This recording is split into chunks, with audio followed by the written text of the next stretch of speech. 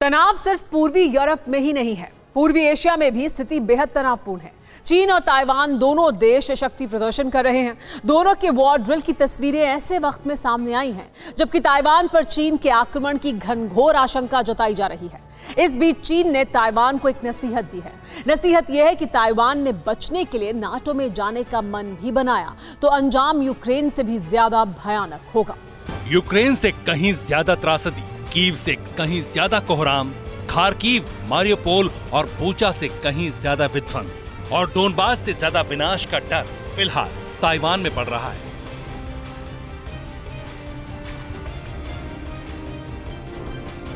रूस की तरह चीन की वक्र दृष्टि ताइवान पर पड़ चुकी है। जैसे यूक्रेन पर रूस की वक्र दृष्टि पड़ी, कुछ उसी तरह चीन की ताइपे पर पड़ चुकी है। प्रेसिडेंट पुतिन की तरह ही जिनपिंग भी नेटो को आधार बनाकर ताइवान पर प्रहार की तैयारी कर रहे हैं, अपने विस्तारवादी प्लान को अंजाम तक पहुंचाने की फिराक में। नेटो बनेगा आधार, चीन करेगा ताइपे पर प्रहार।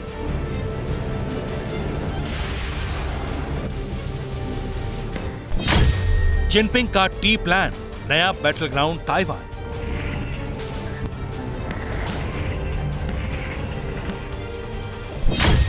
युद्ध की रिहर्सल शुरू, समंदर से होगा प्रचंड युद्ध।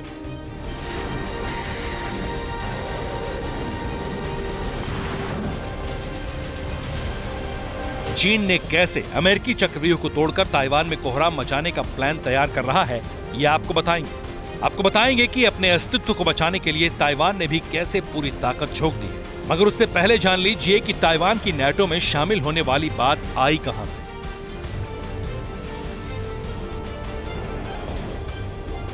ये शिगुफा भी चीन ने ही छोड़ा है। चीन के उप विदेश मंत्री ने सवालिया लहजे में दावा किया है कि प्रशांत हिंद क्षेत्र में नेटो अपने विस्तार में लगा है। अमेरिकी बातों में आकर ताइवान ने लाल लकीर लांघने की कोशिश की तो भारी तबाही आएगी। जाहिर है जिनपिंग के दूत के संकेत बहुत साफ है, क्योंकि चीन के मंत्री ने यह भी दावा किया है कि अमेरिका लगातार ताइवान को भड़का रहा है। चीनी दरवाजे पर अमेरिका अपनी ताकत झोंक रहा है।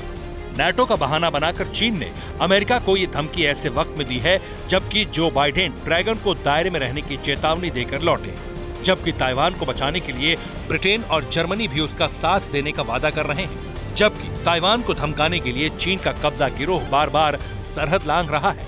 ताइवान के आसमान में चीन के बम वर्षक विमान घुसपैठ कर रहे हैं।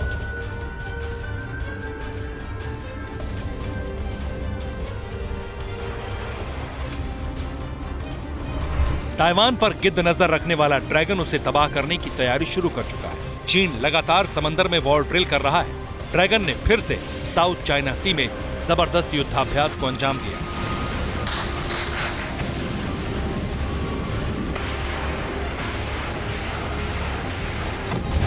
चीन के हैनान प्रांत के तट से 25 किलोमीटर दूर चाइनीज नौसैनिकों ने अपनी ताकत की आजमाइश की। पीएलए नेवी मरीन कॉर्प्स ने एयर स्ट्राइक की। पीएलए नेवी की वॉर ड्रिल में कई हेलीकॉप्टर्स से सी टू लैंड ऑपरेशन को अंजाम दिया गया। इंडो पैसिफिक में अमेरिका की वार्निंग के बाद चीन ने फिर मिलिट्री एक्सरसाइज शुरू की।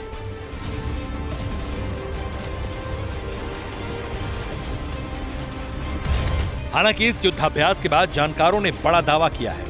दावा किया जा रहा है कि चीन अब तभी ताइवान पर हमला करेगा जब वो अमेरिका को पूरी तरह साधने की स्थिति में आ जाएगा, क्योंकि चीन ये जानता है कि यूक्रेन के लिए भले ही अमेरिका खड़ा ना हुआ हो, मगर ताइवान को बचाने के लिए पेंटागन पूरी ताकत झोंक देगा। सोलोमन द्वीप के जरिए इंडो पैसिफिक में ड्रैगन की दखल इसके संकेत है।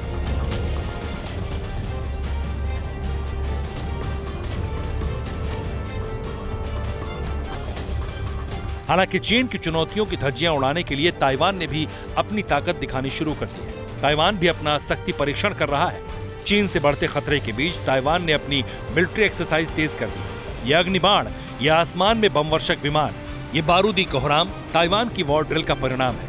यूक्रेन पर रूसी हमले के बीच चीन जिस तरह से आक्रामक है, जिस तरह ताइवान को धमका रहा है, उससे ताइपे अलर्ट मोड पर है। चीन को उसी के अंदाज में जवाब देने की तैयारी कर रहा है।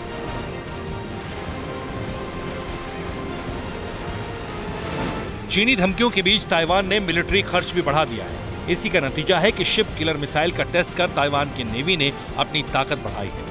ताइवान नौसेना ने HF-3 सुपरसोनिक मिसाइल का परीक्षण किया। ताइवान की मिसाइल ने 100 किलोमीटर की दूरी पर टारगेट हिट किया।